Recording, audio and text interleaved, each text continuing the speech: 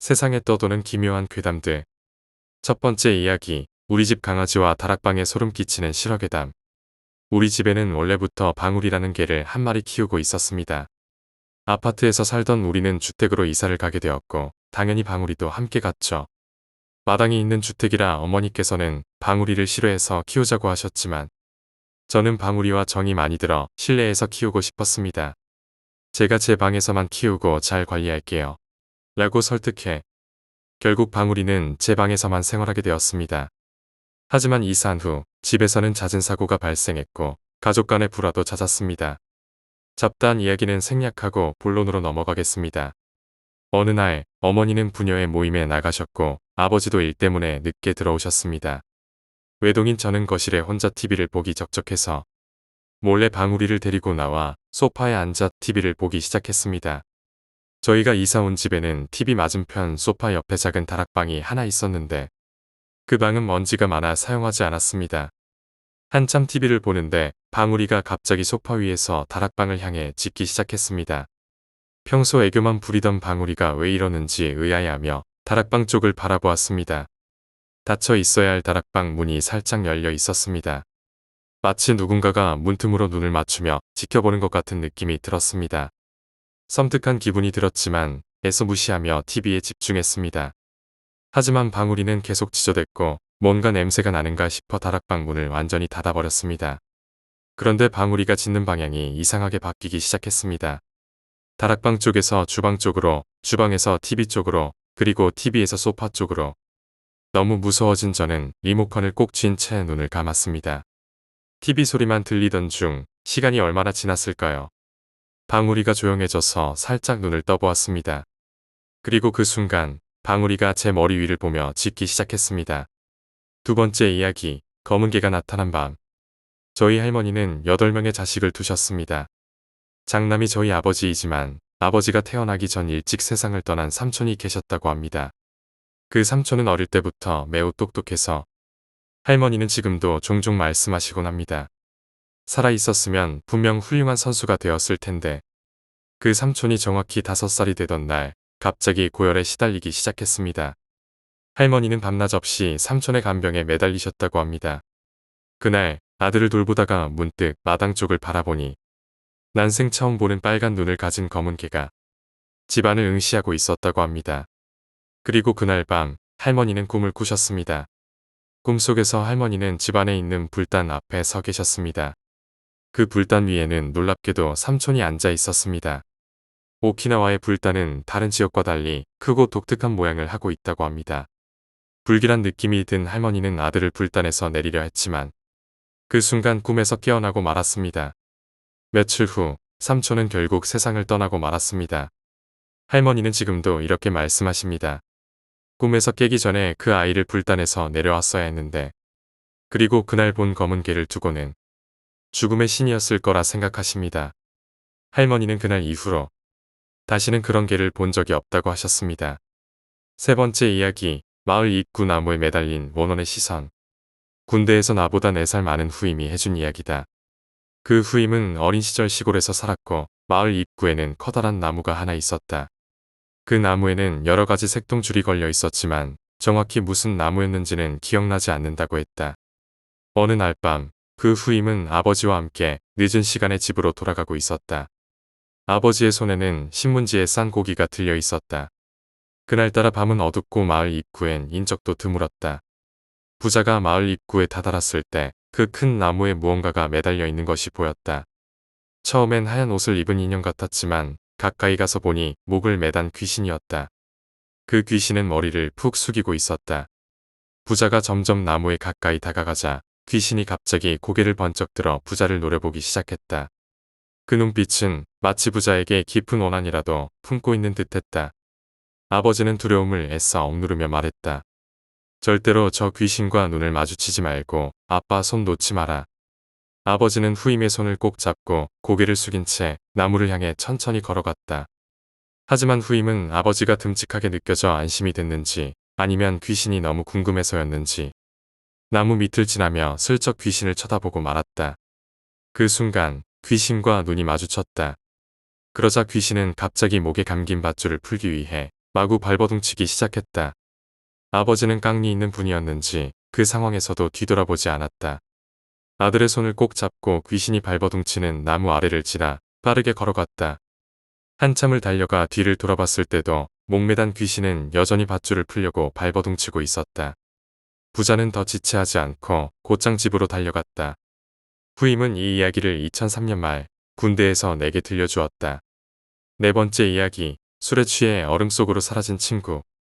얼마 전 얼음 낚시를 가던 도중의 일이야.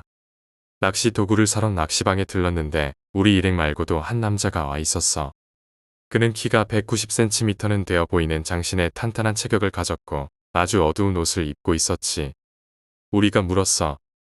혼자 낚시 가시나 봐요. 그는 조용히 고개를 끄덕였고 잠시 동안 우리와 말동무가 되었어. 대화를 나누던 중 그는 자신이 겪은 일을 이야기해줬어. 1년 전이었죠. 친구랑 얼음 낚시를 갔었어요. 얼음을 파놓고 고기가 잡히지 않자 지루해져서 술을 좀 마셨죠. 그런데 친구가 술에 취해서 단단하지 않은 얼음 쪽으로 쓰러져 물에 빠졌어요. 저도 취해 있었고 수영도 못해서 어쩔 줄 몰랐어요. 그 친구도 취한 상태라 구멍을 찾지 못하고 엉뚱한 얼음만 두드리다가 결국 죽고 말았죠. 장례식 때 친구가 혼자 밥도 못 먹고 누워있는 게 너무 안쓰러워. 밥 한 공기를 건넸어요. 하지만 친구는 먹지 못했죠. 그제서야 실감이 났어요. 죽은 사람은 밥을 먹지 못하니까요. 우리는 그의 이야기를 듣고 나서 그와 동행하기로 했어. 그는 우리가 타고 있는 차의 뒤를 따라 자신의 차로 오기로 했지. 아직 밥을 먹지 못한 우리는 근처 김밥집에 들러 차를 세웠고 그도 차에서 내렸어. 우리가 물었지. 김밥 좀 사가실래요? 그는 대답했어. 그러도록 하죠. 하지만 그는 김밥을 사지 않고 다시 차에 올라탔어. 우리는 김밥을 사고 다시 길을 나섰어. 얼마나 달렸을까? 갑자기 운전자가 말했어. 뒤에 따라오던 그 사람 어디 갔지? 뒤를 따르던 그의 차량이 사라져버린 거야. 길을 잘못 든 게 아닐까 걱정되어 우리는 차에서 내렸어. 그 순간 우리는 경악할 수밖에 없었어. 도로라고 생각했던 길이 사실은 수풀이 무성한 곳이었고 차량 앞에는 무너진 나무 토막들이 수북히 쌓여 있었어. 그때 내 머릿속에 한마디가 싸늘하게 떠올랐어. 죽은 사람은 밥을 먹지 못한다. 다섯 번째 이야기, 피아노 의자 밑에 남은 의문의 미소. 전날 벼락치기 공부를 하느라 너무 늦게 잠들었더니 낮잠이 쏟아지더라고. 1시간만 자야지라고 마음먹고 자리를 깔고 누웠지. 평소에는 피아노 옆에서 자곤 하는데 그날은 피아노 의자 옆에 머리를 두고 잠들었어. 나는 잠잘 때 옆으로 눕다가 반대편으로 뒤척이거나 엎드리는 스타일이라. 그때도 반대편으로 몸을 돌리며 무의식적으로 눈을 떠버렸어. 그리고 그 순간 피아노 의자 밑에 있는 꼬마 여자아이와 눈이 마주쳤어. 그 아이는 4, 5살 정도로 보였는데 엎드린 채 턱을 받치고 나를 바라보며 생글생글 웃고 있었어. 피아노 의자가 피아노에 딱 밀착되어 있어서 내 눈에 보이는 건 아이의 머리와 팔뿐이었지. 1초도 안 되는 그 순간 나는 꼬마 아이와 눈을 뗄 수가 없었고 몸도 움직이지 않았어. 나도 모르게 눈을 질끈 감고는 꿈인지 현실인지 모르는 상태로 벌떡 일어났지. 그 일이 있은 후 한동안 그 방에서 잠을 자지 못했어. 하지만 시간이 지나면서 조금씩 다시 그 방에서 잠을 청하게 됐어. 그래도 피아노 의자 옆에 머리를 두고 자는 건 도저히 못하겠더라. 그 이후로는 그런 기분을 느끼고 싶지 않다고 다짐했는지 가위나 악몽 같은 건 꾸지 않게 되었어. 당시엔 정말 소름이 끼쳐서 잠들기도 무서웠는데 시간이 지나면서 그 기억도 무뎌졌어. 이제는 별다른 느낌이 없지만 문득 이런 생각이 들더라. 설마 다시 보게 되는 건 아닐까? 여섯 번째 이야기, 옆마을 살인 사건. 이 이야기는 작년까지 나를 가르쳐 주셨던 과외 선생님이 겪은 일입니다. 선생님이 이 일을 겪었을 때는 만 15살이었어요. 그 당시 선생님은 가족들과 함께 시골에 있는 고모댁에 놀러 갔다고 합니다. 선생님은 해가 지도록 강가에서 놀다가 지쳐 잠자리에 들자마자 바로 깊이 잠들었어요. 그런데 새벽에 갑자기 심한 복통을 느끼게 됐다고 합니다. 선생님은 화장실에 가려고 일어났죠. 그 고모댁의 화장실은 시골집답게 집안이 아닌 밖에 있었어요. 밖은 무척 어두웠고 옆에 작은 전등만이 희미한 빛을 비추고 있었기에 선생님은 살짝 무섭다고 느꼈다고 해요. 다행히 밖에 고모가 기르던 개 한 마리가 깨어 있었습니다. 개는 선생님을 보자 무척 반가워했고 선생님도 화장실에 가는 걸 잠시 잊고 개어 놀아줬대요. 그러다 화장실에 들어갔습니다. 그때까지만 해도 주위에는 아무도 없었어요. 하지만 화장실 문을 닫고 변기에 앉으려던 순간 갑자기 누군가가 문을 쾅쾅 두드리기 시작했어요. 화장실에 들어온 지 채 5초도 되지 않은 순간이었어요. 당황한 선생님은 어떻게 할 줄 몰라 가만히 서 있었는데 문을 두드리는 소리는 멈추지 않았다고 해요. 겁에 질린 선생님은 떨리는 목소리로 사람이 있어요. 라고 외쳤습니다. 그러자 순간 밖은 조용해졌어요. 그냥 갔나? 하고 안도한 것도 잠시. 그때 갑자기 개가 미친 듯이 짖기 시작했어요. 이어 문틈으로 거친 손이 스르륵 들어왔어요. 그 손은 마치 공사장에서 일하는 노동자의 손처럼 거칠었고 푸덕푸덕 경련하듯 움직이기 시작했습니다. 선생님은 그 자리에 얼어붙어 그 손을 가만히 바라볼 수밖에 없었어요. 몇 분이 지났을까 손은 경련을 멈추고 다시 문틈으로 사라졌습니다. 손이 사라진 것을 확인한 선생님은 얼른 문을 열었어요. 혹시 다친 사람인가 싶었거든요. 하지만 이상한 것은 손이 사라진 지 3초도 되지 않았는데도 바깥에는 아무도 없었다는 거예요. 누군가 움직이거나 도망가는 소리조차 전혀 들리지 않았어요. 심지어 방금 전까지 미친 듯이 짖던 개도 문을 여는 순간 거짓말처럼 조용해졌다고 해요. 너무 무섭고 이상한 경험이었지만 선생님은 볼일을 마치고 다시 잠자리에 들었습니다. 다음 날 아침 혹시나 하는 마음에 고모부와 아버지께 새벽에 화장실에 다녀오셨는지 물어봤지만 두 분 모두 아니라고 대답했어요. 그 후로 선생님은 별일 없이 지내며 어린 시절 상상력이 풍부해서 생긴 환각이겠지 하고 생각하며 살았대요. 하지만 최근 다시 고모 댁을 방문했을 때 선생님은 온몸이 굳어버릴 만큼 큰 공포를 느꼈다고 합니다. 그때 고모님께서 이런 말씀을 하셨다고 해요. 기억나니? 너 어릴 때 여기 놀러와서 며칠 더 있고 싶다고 했던 거. 그때 일찍 가길 정말 잘했지. 네? 무슨 말씀이세요? 아니, 그때 내가 가고 나서야 우리도 알았는데 그때 옆마을에서 끔찍한 살인 사건이 있었단다. 피해자는 온몸이 잘린 채 발견됐는데 다른 부위는 다 찾았지만 그 손만은 지금까지도 못 찾았단다. 7번째 이야기, 장례식 이후 시작된 초자연적 현상. 할아버지 장례식을 다녀온 뒤로 이상하게 귀신이 보이기 시작했어.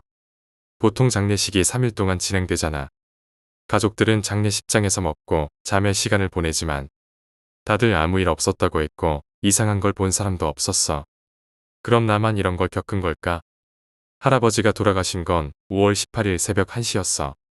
사실 할아버지가 돌아가시던 시간에 나만 혼자 깨어 있었거든. 그런데 그때 이상하게도 우리 집만 정전이 되었어. 거실 등이 깜빡거리고 전자레인지도 오작동을 하더라고. 그날 오후 6시쯤 나는 장례식장에 도착했어. 음식을 나르고 손님들을 맞이하느라 정신없이 바빴어. 그때 한 남자 손님이 혼자 오셨길래 뭐 필요한 게 있냐고 물었어. 주세요. 근데 그 목소리가 굉장히 기분 나빴어. 무슨 말인지 잘 못 알아들어서 다시 물어봤지만 남자는 아무 말도 하지 않았어. 그래서 그냥 소주를 갖다 드리고 상을 차려드렸어. 그 남자는 15분 정도 있다가 떠났어. 나는 화장실에 가려고 복도로 나섰는데 멀리서 그 남자가 걸어오고 있는 게 보였어. 근데 이상하게 다리가 없다는 느낌보단 다리가 불러 처리된 것처럼 흐릿했어. 둘째 날에는 더 많은 사람이 와서 정신이 없었어. 그런데 나는 얼굴을 잘 기억하지 못하는데도 그 남자는 잊을 수 없었어. 너무 강렬한 외모라 그런지 둘째 날에도 그 남자가 똑같이 나타났어. 옷도 똑같고 내가 또 음식을 날랐어. 셋째 날에도 그 남자가 또 왔어. 그래서 내가 오늘도 소주 드릴까요? 라고 물었지. 그랬더니 남자가 작고 뭉개진 발음으로 쌀을 주세요. 라고 말했어. 쌀인지 식사인지 도무지 알 수 없었지만 일단 식사를 갖다 드렸어. 그런데 그 남자가 음식을 전혀 먹지 않고 나를 계속 무섭게 쳐다보는 거야. 그때는 그냥 이상한 사람인가 싶었어. 장례식이 끝난 뒤에 친척 오빠에게 3일 내내 온 손님 중에 진짜 소름 끼치게 쳐다보던 사람이 있었어. 오빠가 어떻게 생겼냐고 묻길래 설명했어. 밤돌 같은 두상에 충혈된 큰 눈. 키는 173cm 정도의 검은 양복을 입고 짧은 카라 셔츠에 입술에 큰 점이 있었어. 오빠가 듣더니 깜짝 놀라며 말했어. 엥, 그거 할아버지 동생의 둘째 아들일걸. 근데 내가 어제 명단을 정리했는데 그 사람 오지 않았어. 엄청 오랫동안 못 본 사람인데 뭔가 꺼림칙했지만 잘못 본 거라고 생각했어. 그렇게 화장터로 향했는데 거기서도 그 남자가 있는 거야. 장례식을 마치고 집에 돌아왔는데 이상한 일이 계속됐어. 갑자기 물건이 질질 끌리는 소리가 들리고 불이 자꾸 깜빡거리는 거야. 대체 이게 뭘까? 8번째 이야기, 물놀이 텐트에서 발견된 시체의 비밀. 오늘은 가족들과 물놀이를 가기로 했다. 그다지 가고 싶진 않았지만 부모님이 모처럼 준비한 가족여행이라 어쩔 수 없이 따라 나섰다. 첫날은 꽤 즐거웠다. 동생과 부모님, 그리고 나 이렇게 넷이서 열심히 물놀이도 하고 맛있는 음식도 만들어 먹으며 진솔한 대화를 나누었다. 모두들 오랜만에 행복한 시간을 보냈다. 피곤했는지 금세 잠들어 버렸다. 다음 날 우리 옆에 연인이 텐트를 치고 물놀이를 즐기러 왔다.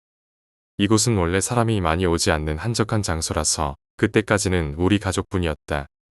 연인들도 그리 멀지 않은 곳에 텐트를 치고 물놀이를 즐기기 시작했다. 두 그룹은 자연스럽게 어울려 저녁도 함께 먹고 이야기꽃을 피웠다. 밤이 깊어지고 전날처럼 피곤한 몸을 눕히고 잠을 청했다. 그런데 텐트 바닥에서 이상한 감촉이 느껴졌다. 처음엔 지렁이라도 지나가는 것처럼 대수롭지 않게 여겼지만 시간이 지날수록 그 감촉은 점점 뚜렷해졌다. 스물스물한 움직임이 점점 나를 건드리는 듯했고 일어나라는 듯한 느낌마저 들었다. 그리고 설명할 수 없는 이상한 기운까지 감돌았다. 나는 부모님을 깨워 이런 느낌을 받지 못했는지 물었지만 모두들 잠자리가 익숙하지 않아서 그런 거라며 다시 자라고 하셨다. 얼마나 시간이 흘렀을까. 새벽 4시쯤으로 짐작되는 그 시각에도 여전히 그 감촉은 사라지지 않았다. 이젠 마치 나를 골려주는 듯한 느낌까지 들었다. 참다 못해 텐트 밖으로 나와 옆 텐트를 바라보았다. 그러자 그곳 텐트 밑에서 검은 형체의 무언가가 물로 천천히 빠져나가는 것이 보였다. 너무 무서웠다. 영화나 게임에서 보던 슬라임처럼 보이는 그것은 물에 들어가서도 물 위에 둥둥 떠다니는 것 같았다. 놀란 나는 텐트 안으로 돌아와 벌벌 떨며 해가 뜨기만을 기다렸다. 다음 날 아침 예상치 못한 일이 벌어졌다. 갑자기 옆 텐트의 여자가 비명을 지르며 우리 쪽으로 달려와 아버지에게 도움을 요청했다. 아버지는 재빨리 그 텐트로 가셨고 무언가에 홀린 듯한 표정으로 돌아와 경찰에 신고를 하셨다.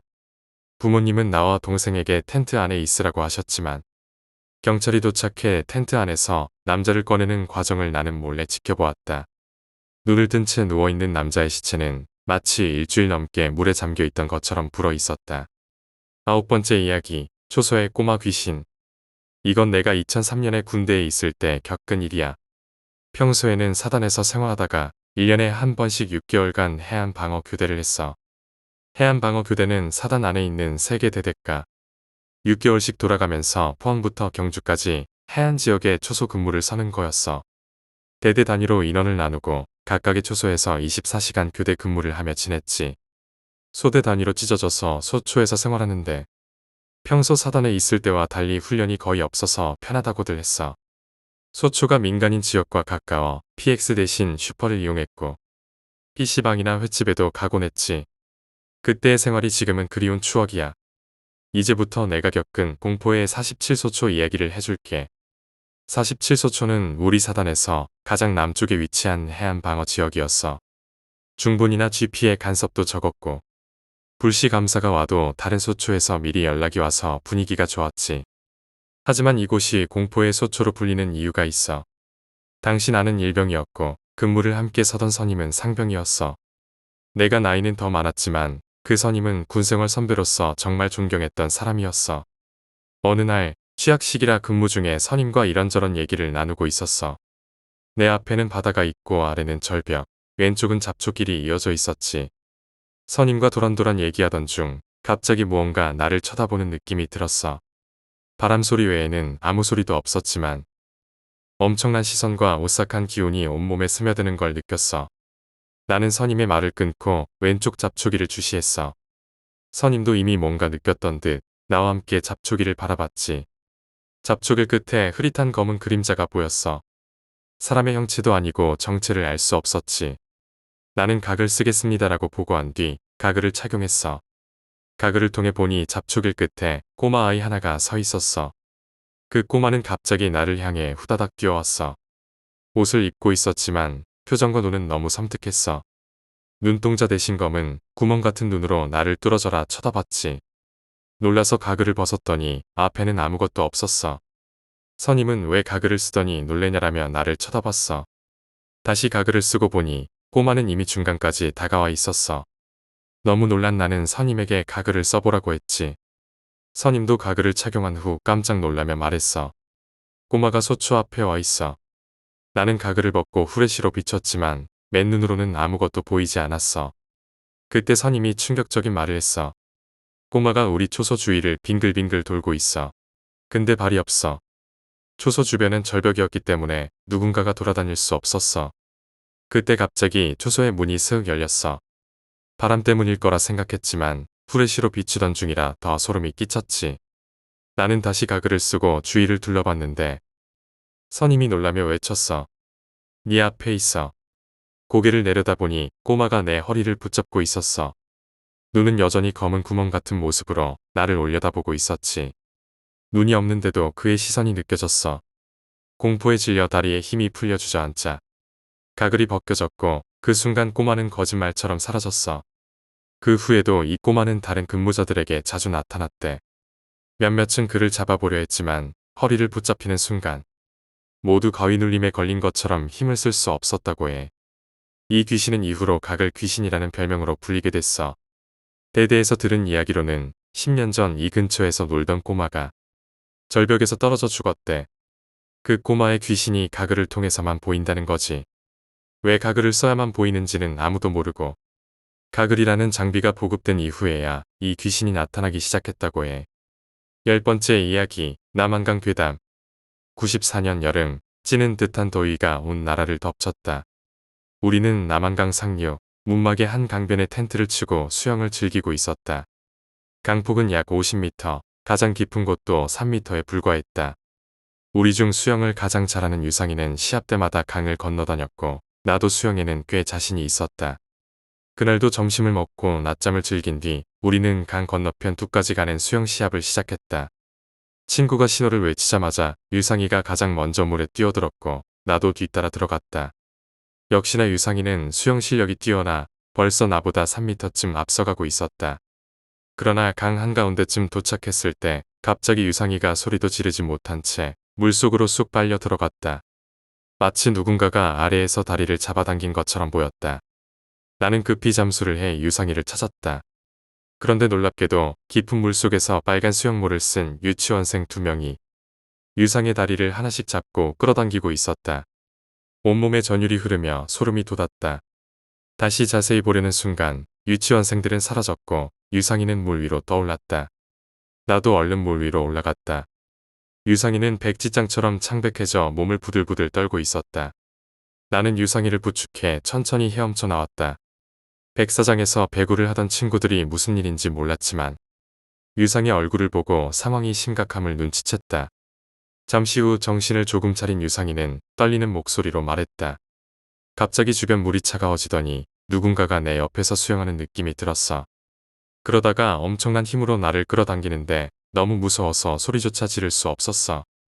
발끝에 빨간 헝겊 같은 게 감기는 것처럼 느껴지더니 갑자기 나를 물 위로 던져버렸어. 나는 그에게 빨간 모자를 쓴 유치원생 2명이 그를 잡아당기는 것을 봤다고 차마 말할 수 없었다. 혹시 내 착각이거나 헛것을 본 것이 아닐까 싶었기 때문이다. 우리는 곧바로 강가에서 철수했다. 유상이는 집으로 가자고 했지만 다른 친구들이 하루만 더 머물자고 설득해 마을로 들어갔다. 이장님께 양해를 구한 후 새마을 회관 앞 공터에 텐트를 쳤다. 밤이 되자 이장님이 집 마당에 모깃불을 피우고 감자를 쪄서 우리를 불렀다. 유상이는 낮에 있었던 일을 이장님께 털어놓았다. 이장님은 이야기를 듣고 나서 말했다. 거긴 내일 가지 말고 위쪽으로 가서 놀아라. 작년에 유치원에서 물놀이를 왔을 때 튜브에 바람이 빠져 유치원생 2명이 거기서 익사했다. 그곳은 예전부터 종종 사고가 나는 곳이야. 학생, 조상이 도운 거야. 하마터면 큰일 날 뻔했네. 이 말을 듣고 나는 온몸이 얼어붙는 것 같았다. 유치원생 2명이 익사했다니 내가 본 게 헛것이 아니었다는 뜻이었다. 나는 조심스럽게 이장님께 물었다. 혹시 그 아이들이 빨간 수영 모자를 쓰고 있었나요? 이장님은 잠시 생각하다가 대답했다. 글쎄, 모자는 썼던 것 같은데 색깔은 잘 기억이 안 나네. 왜 그걸 묻지? 나는 아무 말도 할 수 없었다. 11번째 이야기, 파란 혼불. 얼마 전부터 들려오는 이야기야. 처음에는 귀신 이야기를 믿지 않던 사람들도 직접 경험하고 나면 모두 부인할 수 없다고 해. 특히 독도에서는 물골로 사람을 보낼 때 혼자 보내지 않는다고 하지. 사고가 날 수 있기 때문에 2명 이상이 함께 가야 한다는 게 김성도 씨의 말이야. 김성도 씨는 독도에 귀신이 있다는 이야기를 쉽게 믿지 않는 사람들을 위해 녹음기를 들고 가서 직접 잠을 자 보기도 했어. 독도의 물골에는 밤이 되면 귀신 소리가 들린다고 해. 그리고 20여 년 전에는 흔히 도깨비 불로 불리는 홍불을 목격한 적도 있었대. 그때 홍불을 본 사람은 김성도 씨 혼자가 아니었어. 6명이 함께 그 광경을 목격했지. 당시 김성도 씨의 배가 파도에 밀려 몽돌밭에 올라앉는 일이 있었는데 날이 어두워지자 배를 놔두고 일행은 집으로 피신했어. 그런데 동도 쪽에서 파란 불덩어리가 배 쪽으로 내려가고 있는 게 보였어. 울릉도에서 한의료관을 운영하는 김성구 씨도 그 광경을 목격했어. 김성구 씨는 창밖을 내다보며 말했어. 형님, 배에다 불을 켜놓고 내렸습니까? 김성도 씨가 대답했어.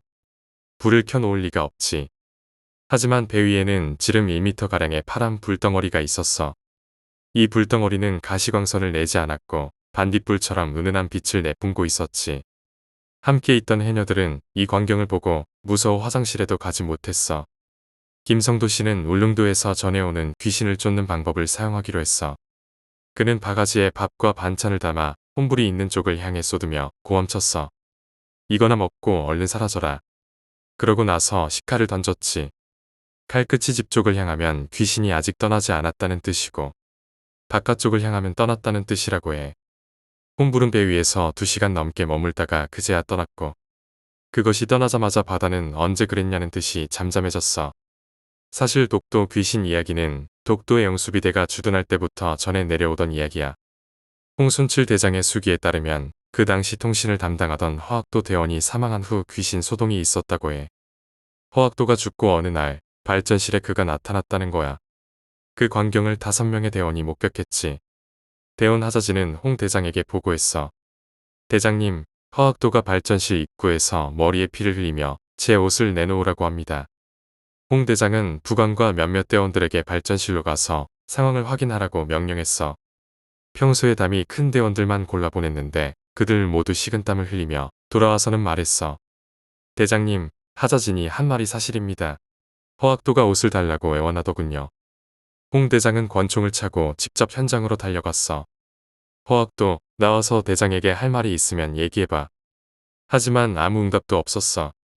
홍 대장은 대원들에게 발전기를 돌리라고 명령했지만 그들은 다시 돌아와 홍 대장에게 하소연했어. 대장님, 허학도가 울릉도 보급창고에 있는 옷을 꼭 가져다 달라고 부탁합니다. 독도의 귀신 소동은 실제일까? 아니면 외딴 섬 생활에 지친 사람들이 본 환영일까? 어쨌든 우리 땅 어디든 사람이 사는 곳이면 귀신 이야기는 존재해왔어. 그리고 독도도 사람이 사는 곳이니 귀신 이야기가 있는 것도 당연하지 않을까? 12번째 이야기, 그날 골목에서 멈춰선 여자의 정체. 중학교 1학년 때 담임 선생님께 들은 이야기야. 비가 억수같이 쏟아지던 날, 한 남자 선배가 대학교 MT를 마치고 막차를 타기 위해 귀가 중이었대. 그 선배는 회생병원이라는 병원 앞 정류장에서 버스를 기다리고 있었어. 그 병원은 사람이 많이 죽어 병원 이름을 회생으로 바꾸었다고 해. 막차를 기다린 지 30분이 넘었는데도 버스가 오지 않아서 걸어가려던 찰나 마침내 회색빛을 띤 막차가 도착했지. 버스는 비어 있었고 운전기사 외에는 아무도 없었다고 해. 버스가 이상했지만 집에 가야 한다는 마음에 선배는 탔어. 그런데 버스에 혼자 있었던 줄 알았던 선배는 어느 순간 할머니 한 분과 긴 생머리의 여자가 함께 탔다는 걸 깨달았어. 이상하긴 했지만 별다른 생각 없이 자리에 앉아있던 선배는 피곤해 지쳐 잠들었어. 얼마 후 깨어난 선배는 같이 타고 있던 긴 생머리 여자가 궁금해졌어. 보통 남자라면 할머니보단 여자의 모습이 궁금했을 테니까. 선배는 맨 뒷자리에서 여자의 뒤쪽 자리로 옮겨 앉았지. 그런데 이상하게도 그 여자가 자꾸 힐끔힐끔 선배를 쳐다보는 것 같았대. 선배는 그 여자가 자신에게 관심이 있는 게 아닐까 하는 생각이 들었어. 선배가 내릴 정류장이 2개 남았을 때였어. 갑자기 긴 생머리 여자와 할머니가 쫓기듯 다급하게 버스에서 내리더래. 선배는 이유도 모른 채 따라 내려 그 여자의 뒤를 쫓기 시작했어. 여자의 뒤만 보며 걸어가던 중 길 건너편에서 아까 봤던 할머니가 걷고 있는 걸 발견했어. 허리가 휘어진 할머니가 젊은 여자의 걸음을 따라잡을 수 없을 텐데 그때는 그런 생각을 할 겨를도 없었지. 여자가 자꾸 선배를 힐끔힐끔 쳐다보는 듯한 느낌이 들자 이상하게도 선배는 마치 홀린 듯 그 여자를 따라가야 한다는 생각만 들었다고 해. 그러다 갑자기 그 여자가 전등이 꺼진 골목길로 휙 들어갔어. 당황한 선배는 그 여자를 놓쳤다는 생각에 골목으로 뛰어들려던 순간 건너편에 있던 할머니가 소리쳤어. 학생, 거기 가면 죽어. 할머니의 찢어질 듯한 외침에 선배는 골목길을 바라봤어. 그곳엔 여자가 차렷 자세로 서 있었고 고개를 살짝 옆으로 기울인 채 멍하니 서 있었다고 해. 순간 정신이 번쩍 든 선배는 자신이 왜 이곳까지 따라왔는지 의문이 들었어. 두려운 마음에 그 길에서 벗어나 빠른 걸음으로 집으로 뛰어갔지. 그날 밤 선배는 왜 할머니가 그렇게 다급하게 소리쳤는지, 왜 그 여자는 어둡고 아무것도 없는 골목길에서 멈춰 서 있었는지 곰곰이 생각하며 밤을 지새웠어. 다음 날 아침 선배는 그 장소가 궁금해 다시 그곳을 찾아갔어.